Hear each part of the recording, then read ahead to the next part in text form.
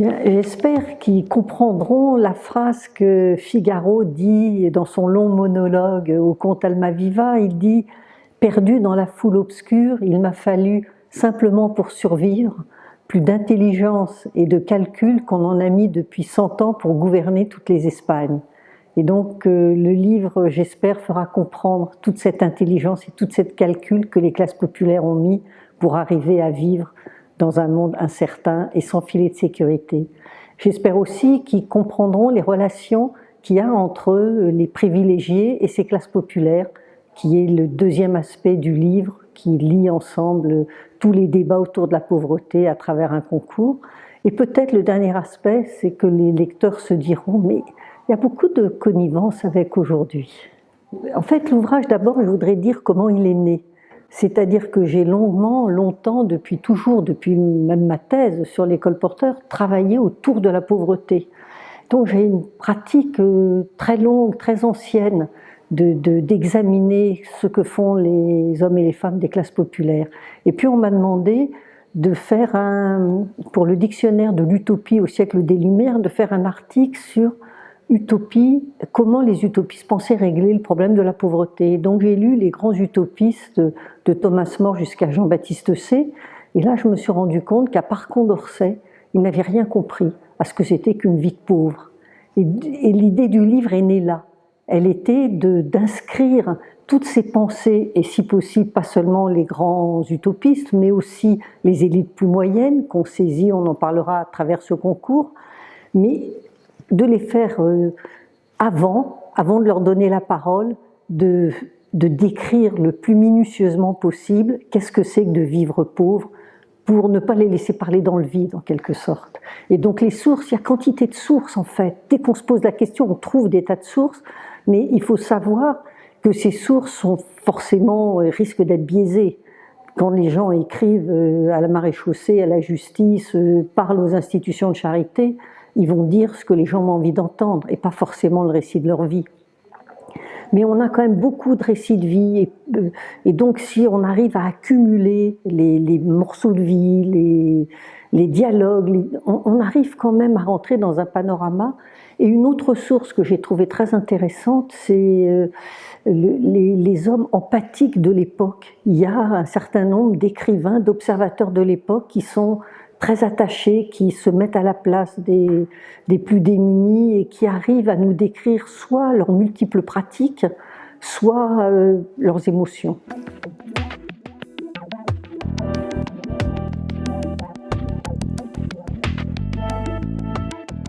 Mais déjà, c'est intéressant de remarquer que aujourd'hui, quand on parle de pauvreté, on parle de revenus, on parle d'économie. On va dire en France, c'est 60% du revenu médian. Éventuellement, on va créer un panier de biens qu'on va évaluer, pareil, en argent, qu'on pourra comparer avec d'autres pays. Mais la pauvreté, c'est pas seulement des chiffres, c'est aussi un ressenti, un vécu, des stratégies.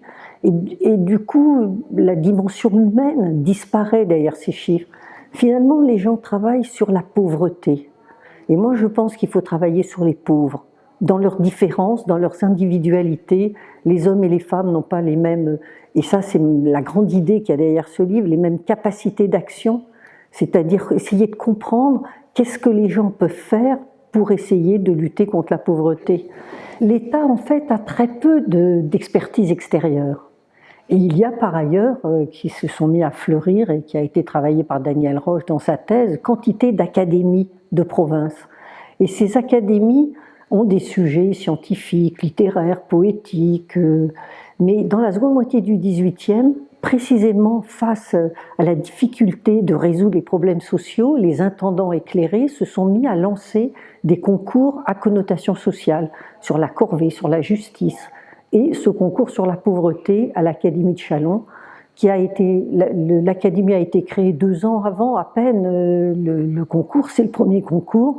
Il est demandé par cet intendant éclairé et son sujet est comment éradiquer la mendicité en rendant les mendiants utiles à l'État et sans les rendre malheureux.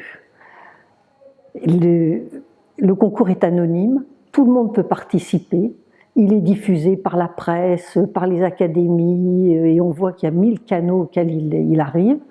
Les gens ont une date pour remettre leurs mémoires. Les mémoires font entre 4 et 450 pages. C'est le concours du siècle. Il a eu 125 réponses, alors que les concours académiques, en général, en ont 8, 10, 12, parfois 40, mais jamais 125. Et les académiciens recueillent tous ces concours, les lisent, mettent une appréciation en haut, et puis font des bonnes feuilles, qui sont des extraits. Et l'abbé Malvaux, qui est le grand ordonnateur de tout ce concours, va ensuite, à partir de ces extraits, rédiger un résumé qui va décider que c'est le résultat du concours et la pensée commune. Mais moi, j'ai voulu revenir aux originaux, et là, je me suis rendu compte que, en fin de compte, l'abbé Malvaux avait écrit un autre mémoire qu'il avait fait à partir des idées, enfin à partir des textes des autres, mais en ne reprenant pas forcément leurs idées. Par exemple, tous ceux qui mettaient en cause la royauté ou le régime, en les lisant, je me dis tiens, c'est intéressant ça. Et en haut, je voyais que l'académicien avait écrit rien, absolument rien, pas d'extrait. Et parmi les membres du concours, alors les membres du concours, ce sont des élites moyennes, beaucoup de gens de la maréchaussée, de petites noblesses, d'ecclésiastiques, des marchands, il y a un notaire, il y a une femme, c'est très varié. Il y en a une dizaine qui sont restés anonymes, alors que malgré théoriquement l'anonymat, et il y a très peu du coup de grands noms, peut-être il y en a qui se cachent derrière ces anonymes. Mais par exemple, il y a Panckoucke, le grand éditeur du XVIIIe, et lui, quand l'abbé Malvaux le cite, c'est pour un petit détail, une petite technique. Et en gros, ce qu'il demande aux gens, c'est de leur donner des moyens de faire travailler tous ces pauvres et tous ces mendiants. Mais surtout pas d'avoir des idées qui puissent remettre en cause le système.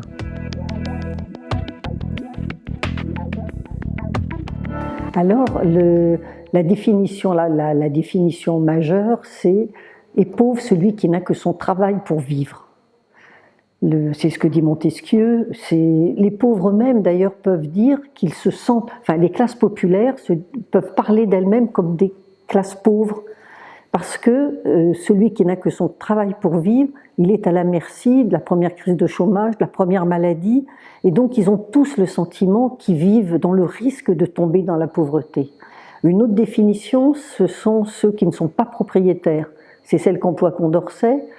Jean-François Lambert, qui est aussi un des auteurs du concours et qui a été un membre du comité de mendicité au début de la Révolution, lui parle de la classe des pauvres, de la classe des non-propriétaires, et il demande à la Convention, dans un écrit, qu'ils soient représentés.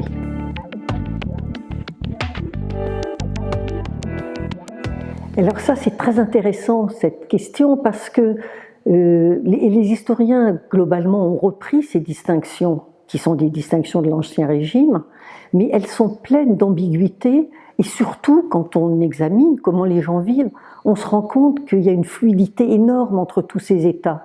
Prenons les pauvres. Les pauvres, c'est l'ensemble des classes populaires, en fin de compte. Mais tous ne vont pas tomber dans la pauvreté. Et puis, il y a des pauvres qui vont être des mendiants à temps, c'est-à-dire ils ont travaillé pendant l'été aux moissons, l'hiver ils se trouvent sans rien à faire, ils vont partir mendier et ils reviendront dans leur village. Mais il y en a d'autres qui ont été chassés parce qu'ils n'ont plus résisté, ils ont dû tout vendre, ils sont partis sur les routes, et ceux-là deviennent des vagabonds qui peuvent même se retrouver dans des bandes de vagabonds. C'est pas du tout le même profil. Les mendiants, tout le monde mendie.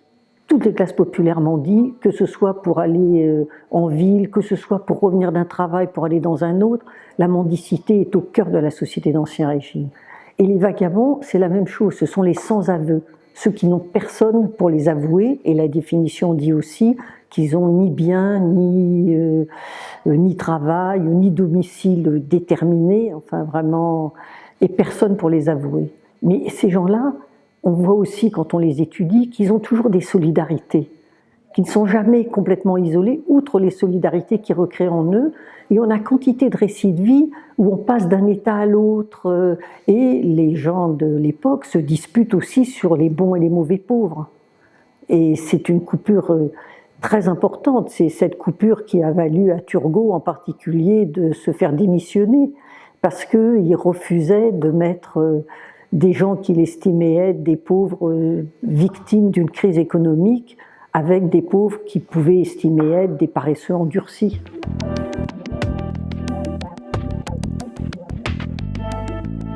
Alors, c'est pour ça que j'ai commencé le livre avec l'histoire d'un tisserand allemand.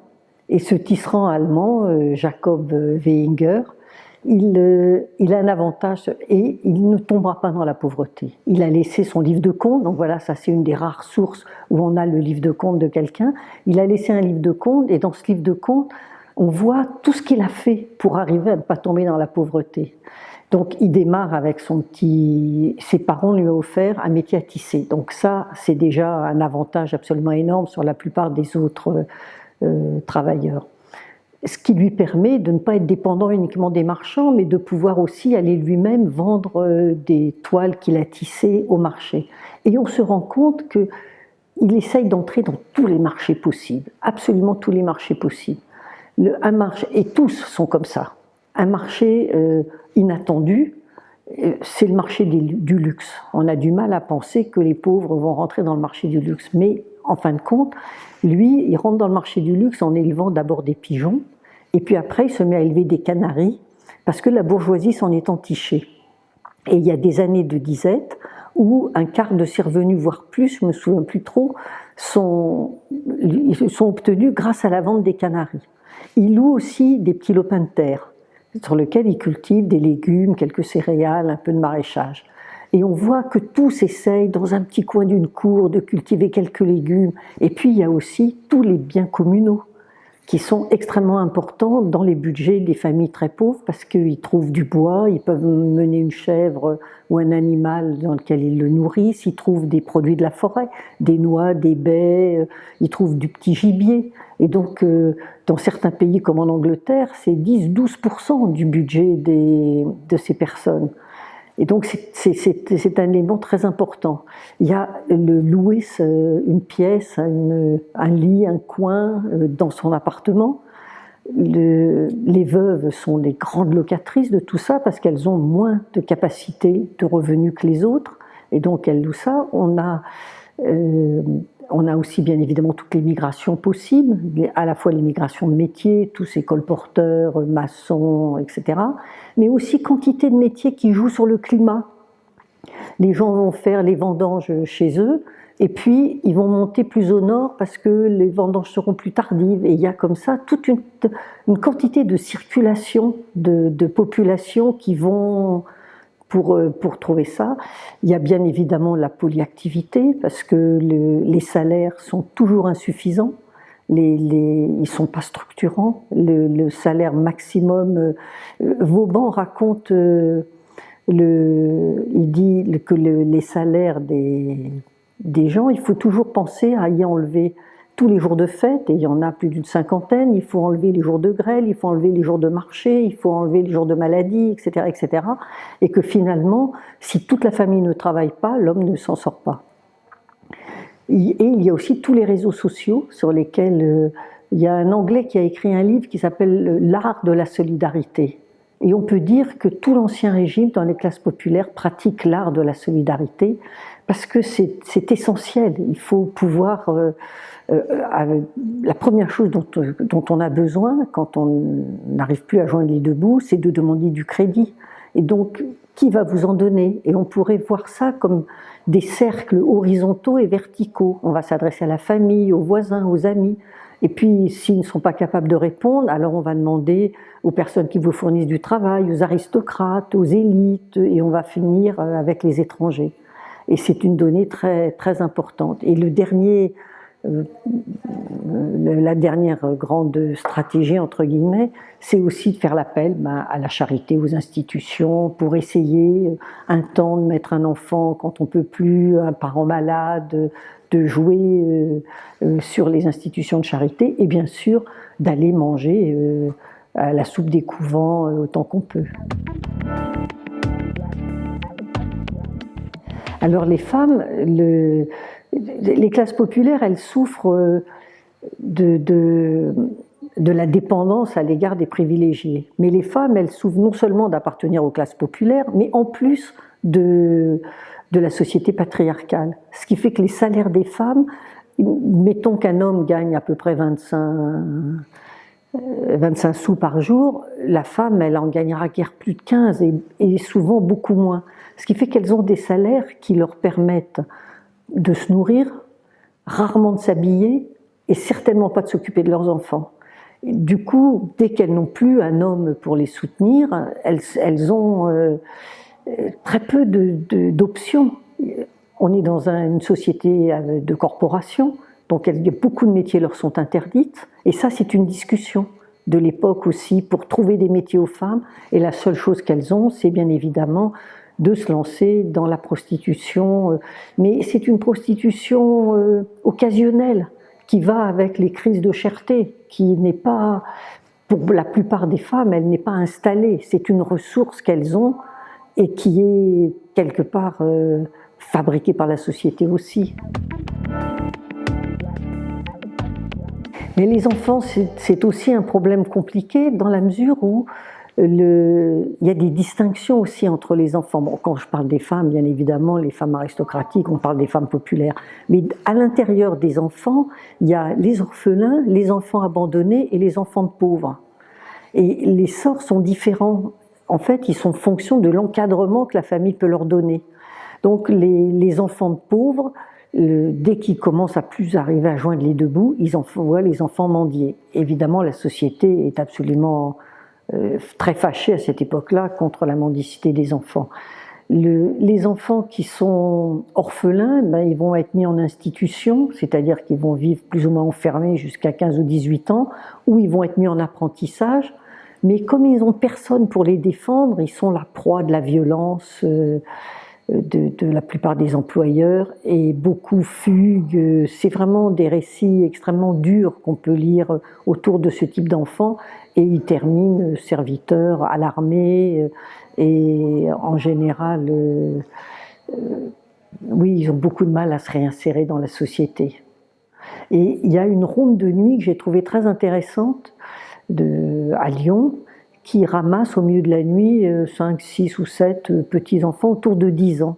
Tous sont des mendiants et tous expliquent mon père a un petit métier, il ne peut pas me nourrir, ma mère est seule, elle ne peut pas me nourrir, ma tante n'a pas d'argent. Ils ont tous des petits métiers, tous ces petits métiers justement qui les poussent à la mendicité, mais tous ont trouvé quelqu'un dans la ville pour les héberger, pour les avouer. Ils ont tous une boulangère, n'importe qui va les avouer, qui va leur donner de quoi manger, de quoi dormir, et bien sûr profiter, j'imagine, de leur capacité de mendicité et de travail.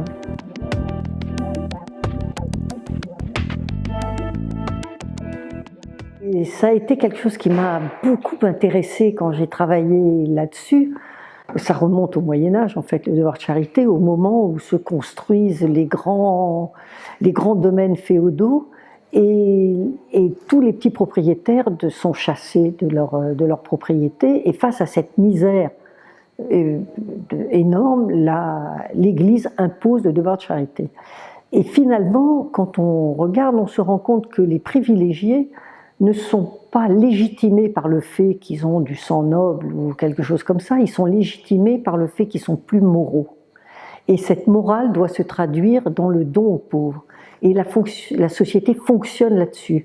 Le riche fait l'aumône aux pauvres, le pauvre, avec humilité, le remercie, et c'est ainsi que la société se reproduit, disent les gens, harmonieusement. Mais bien évidemment, au XVIIIe siècle, on voit que cette harmonie de la charité commence à être battue en brèche parce que c'est du pouvoir, c'est du mépris. Et de la même manière que les riches sont plus moraux que les autres, par contre-coup, les pauvres sont moins moraux. Et il y a comme ça des quantités de jugements moraux qui vont en antithèse de... Et puis au XVIIIe, au fur et à mesure que se développe le sentiment que tout le monde appartient à la même humanité, de cette nature, cet âge d'or perdu, on voit des gens commencer à estimer que cette charité, en fait, n'est pas de l'humilité à l'égard des pauvres, mais de l'humiliation.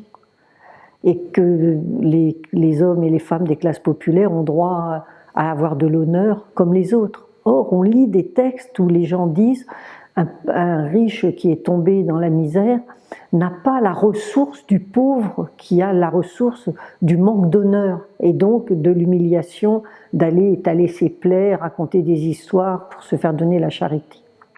Et puis la dernière évolution qu'on voit apparaître dans ce concours, et on passe de l'humiliation à la justice. Après tout, ces hommes qui sont comme vous et moi n'ont fait que leur travail, ils ont usé leur corps pendant toutes ces années de vie.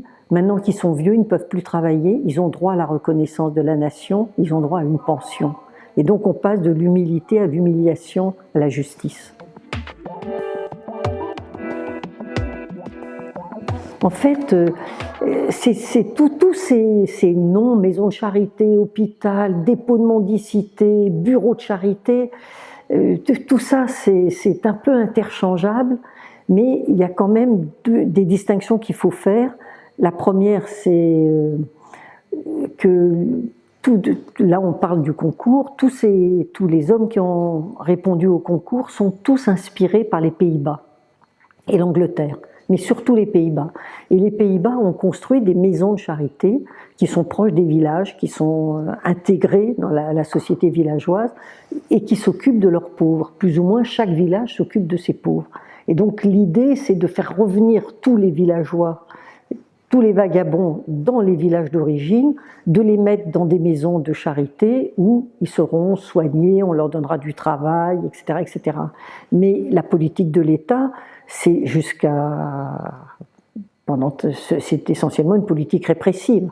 Donc après avoir mis les gens dans des hôpitaux où on mélange les pauvres, les malades, les fous, les criminels, tout le monde est mis ensemble, ils vont créer les dépôts de mendicité, où toutes les personnes qui sont attrapées sur les chemins par la maréchaussée et qui ne sont pas capables de trouver des personnes pour les avouer, vont se retrouver dans ces dépôts. C'est-à-dire que, et ces dépôts de mendicité sont mortifères. Ils sont donnés à des entrepreneurs qui s'occupent surtout de s'enrichir, qui nourrissent très mal tous ces mendiants, et finalement il y a une révolte absolue. La politique royale continue à être répressive, mais tous les écrivains, pratiquement tous, sont hostiles à toute cette politique de répression en disant qu'on a beau multiplier la répression, on ne change rien au fait qu'il y a toujours de plus en plus de pauvres.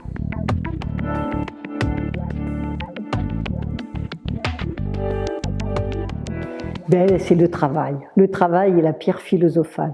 Alors selon comment ils vont définir les pauvres, selon qu'ils appartiennent à cette tradition aristocratique qui définit le pauvre comme un paresseux, ils vont dire qu'il faut d'abord le punir.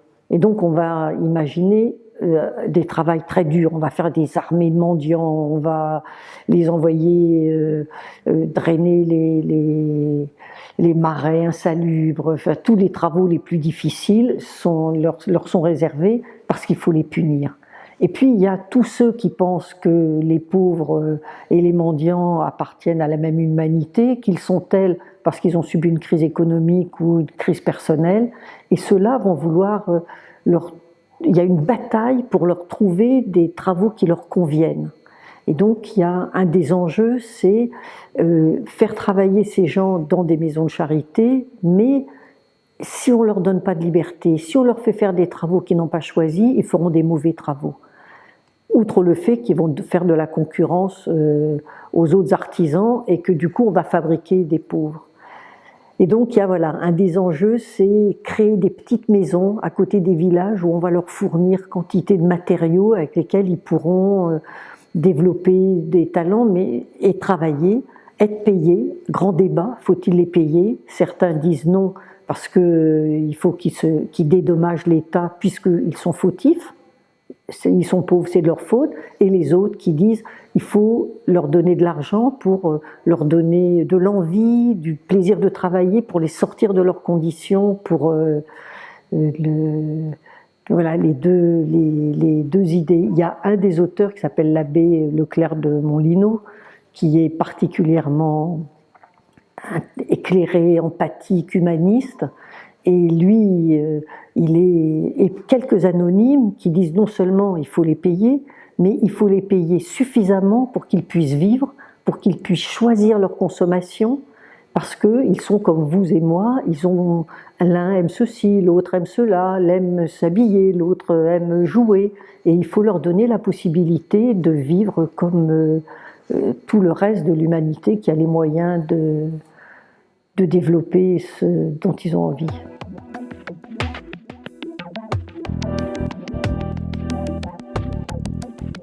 Et oui, j'étais étonnée de voir sans arrêt émulation, émulation. Et après, on se rend bien compte que finalement, si on réfléchit à la manière dont vivent ces classes populaires, qui sont sans arrêt à la merci d'une crise grave, qui sont dans une société d'ordre, c'est-à-dire une société où chacun doit rester à sa place. L'émulation a une charge révolutionnaire. Si les classes populaires se mettent en mouvement, se mettent à décider qu'elles vont faire toujours plus, qu'elles vont se mettre à travailler, à entreprendre, alors elles risquent de sortir de leurs conditions. Et c'est cette volonté de mettre en mouvement ces classes populaires qu'on n'arrête pas d'enfermer, de vouloir maintenir, interdire de bouger, surveiller, qui est la grande idée pour construire une société nouvelle dans laquelle on puisse intégrer les classes populaires.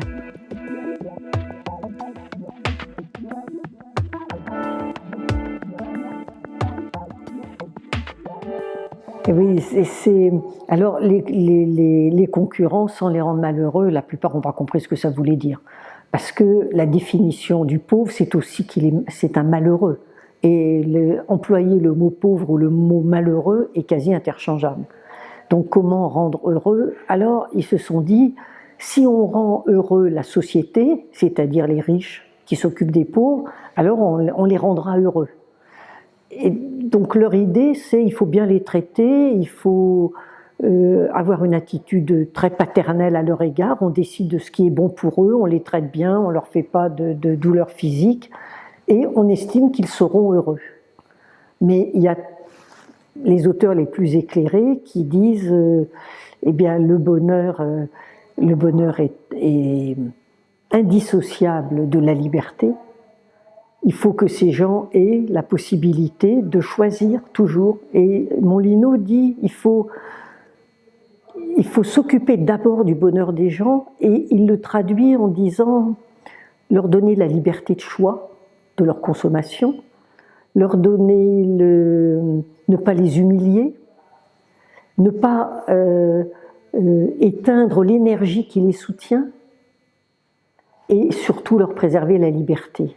Et voilà comment il gère et c'est d'une certaine manière une capacité d'action. Mais si on lit les écrits du temps, il y a une foultitude d'écrits sur le bonheur à cette époque, mais c'est un bonheur privé, réservé aux classes privilégiées, mais il y a aussi la notion du gouvernement qui doit essayer de faire le bonheur de son peuple. Il y a une dimension collective, gouvernementale, politique au bonheur. Et Diderot, dans son article de l'encyclopédie, met ensemble bonheur et prospérité.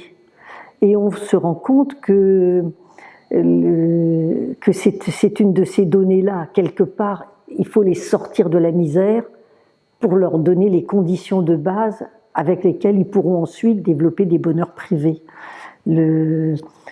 La déclaration d'indépendance américaine, le premier article le dit, il dit que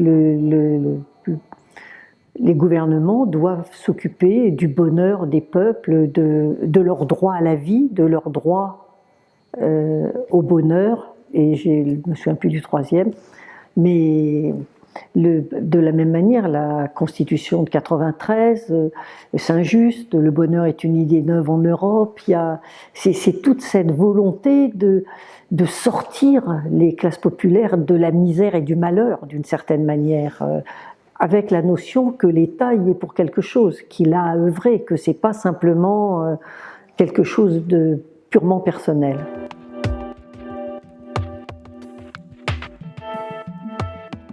Oui, c'est une question difficile parce que les inégalités de statut, que ce soit les sociétés à statut d'ordre comme les sociétés européennes de l'Ancien Régime ou les sociétés de caste, ce sont des sociétés qui fabriquent du mépris, de la violence et de la misère. C'est les intouchables, c'est les classes populaires de l'Ancien Régime.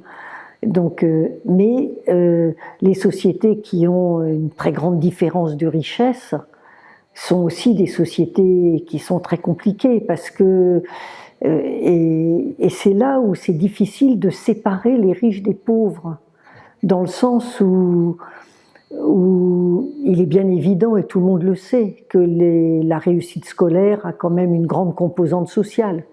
Quand on vient d'une famille éduquée, qu'on a de l'espace pour travailler et qu'on n'est pas à 25 dans la même pièce, on a des résultats scolaires qui sont bien meilleurs que quand on vit dans des conditions extrêmement difficiles.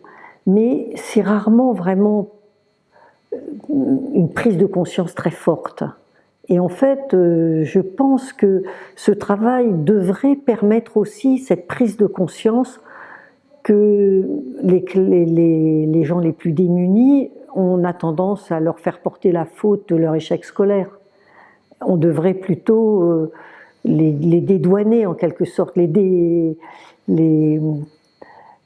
ne pas leur faire porter cette faute, et avoir un grand mouvement, je pense, un grand mouvement appuyé par les classes privilégiées pour aider tous ces enfants à être traités comme il faut pour les faire rentrer vraiment dans la capacité d'action, qu'ils aient les mêmes droits. C'est la même chose avec la santé. On a beaucoup plus d'obésité dans les classes populaires parce que ces classes populaires ont un accès à une nourriture qui est beaucoup moins saine, à une santé qui est beaucoup moins saine. Et je pense que tous ces privilèges que j'appelle les privilèges des riches, et là effectivement j'ai le sentiment que j'ai été un petit peu fort à la fin du livre, parce que quand on cite des noms, on ne cite pas forcément tout ce qu'ils pensent. Il faut se méfier que les gens, tous les noms qu'on cite envoient des signaux, et quelquefois on les envoie sans vouloir les envoyer, on les envoie vraiment pour ce qu'on estime qu'ils disent.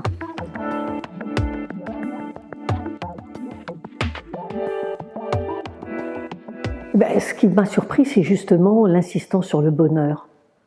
Je pense qu'aujourd'hui, au lieu de se cantonner aux chiffres, puisque finalement on lit l'Ancien Régime à travers des données qui ont été construites pour aujourd'hui, des seuils de pauvreté, des revenus, etc., on devrait plutôt s'attacher à ce que demandaient ces révolutionnaires, qui sont de s'occuper du bonheur du peuple. Et aujourd'hui, s'occuper du bonheur du peuple, c'est lui éviter les humiliations. Et les humiliations, c'est le changer de guichet sans arrêt, remplir des papiers sans cesse, être un numéro, avoir beaucoup plus d'intérêt à chaque personne. Donc voilà, remettre l'humain par-delà, s'intéresser aux pauvres dans leur diversité et non pas seulement à la pauvreté avec des seuils. Et là, c'est là où je retrouve les grandes idées d'Amartya Sen, qui sont que tous ces biens publics, il faut penser qu'est-ce que chacun peut en faire, comment peut-il les utiliser. Prendre un exemple évident, si vous estimez que tout le monde peut aller au théâtre ou au cinéma, mais s'il n'y a aucun moyen pour un fauteuil roulant de s'y rendre, vous avez toute une population qui ne pourra pas s'y rendre. Mais ça, c'est une chose visible, mais il y en a quantité d'autres, sur la scolarité, etc. Et du coup, Amartya Sen a demandé de changer, d'abandonner le PIB, qui est un indice construit dans l'après-guerre et qui ne voit ni les ravages écologiques, ni les ravages humains. Parce que, par exemple, les trajets entre le domicile et le travail sont considérés comme des points de PIB. Alors qu'on pourrait peut-être penser que c'est quelque chose d'extrêmement fatigant et qui use des personnes. Les tremblements de terre sont aussi des points de PIB, parce qu'il y a toute la reconstruction. Donc il faut construire des indicateurs qui prennent en compte le coût humain, le coût écologique de l'économie. Et c'est en ce sens-là que repenser au bonheur, parler de bonheur, ça veut dire vivre dans un environnement sain, ça veut dire, c'est une idée qui vient du XVIIIe siècle et je crois qu'on pourrait l'appliquer encore aujourd'hui. Une chose aussi qui est similaire avec aujourd'hui, ce sont les stratégies que les classes populaires se mettent à développer. On voit ce retour au marché, on voit la multiplication des tout job économies, on voit Airbnb, la location des voitures, toute cette économie parallèle d'entrer dans le marché, les vides-greniers, l'entrepreneuriat, tout ça, ce sont des retours aux stratégies de l'Ancien Régime. Et je trouve que c'est très intéressant, surtout dans des pays comme la France, qui sont quand même des pays avec un État social. Mais par ailleurs, si vous regardez les pays en développement, les stratégies de l'Ancien Régime européen sont très proches. Ils ont cette même finance informelle, ils ont toutes ces migrations, les multiples métiers, tous les réseaux de solidarité. L'art de la solidarité est toujours extrêmement présent. Donc je trouvais aussi que c'était intéressant de voir ce retour dans les pratiques économiques des classes qui ont le sentiment de s'appauvrir et qui s'appauvrissent vers des pratiques d'Ancien Régime.